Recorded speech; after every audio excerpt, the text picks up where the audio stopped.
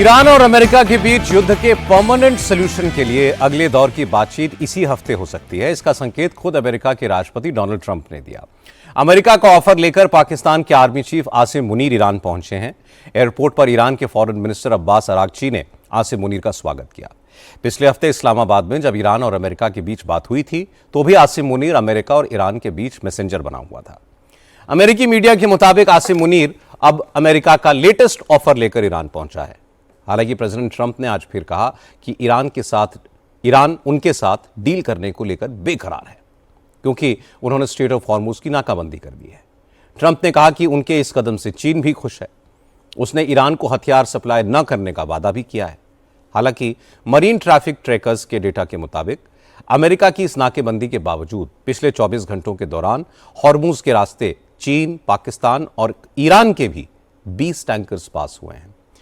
लेकिन fox news को दिए एक इंटरव्यू में प्रेसिडेंट ट्रंप ने कहा कि उनकी नजर में ईरान के साथ युद्ध का दी एंड हो चुका है, बस फाइनल डील बाकी है।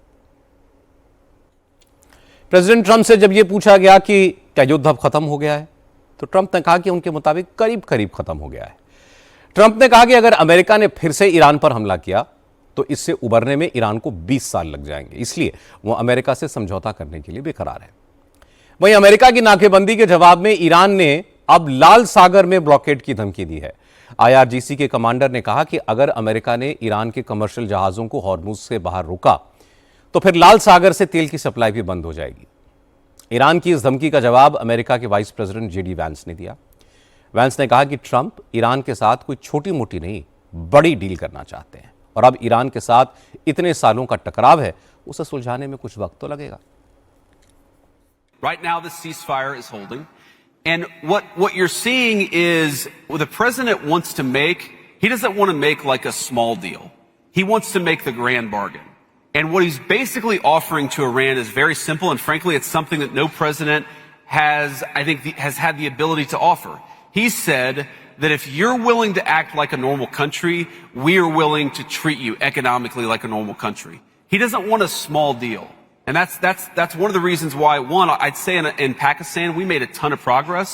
But the reason why the deal is not yet done is because the president, he really wants a deal where Iran doesn't have a nuclear weapon, Iran is not state sponsoring terrorism, but also the people of Iran can thrive and prosper and join the world economy. And that's the trade that he's offering. He's saying, if you guys, he said, if you guys commit to not having a nuclear weapon, we are going to make Iran thrive, we're going to make it economically prosperous, and we're going to invite the Iranian people into the world economy in a way they haven't been in my entire life. And that's the kind of Trumpian grand bargain that the president has put on the table. Man, we're going to keep on negotiating and try to make it happen because it would be great for the world, it'd be great for our country, it'd be great for everybody. So I'm going to keep on fighting to make it happen. अमेरिकी vice president कह रहे थे कि Iran और America का cease fire जारी है और राष्ट्रपति ट्रंप चाहते हैं कि ईरान के साथ एक बड़ी डील हो, छोटे मोटे समझौते नहीं चाहते वो।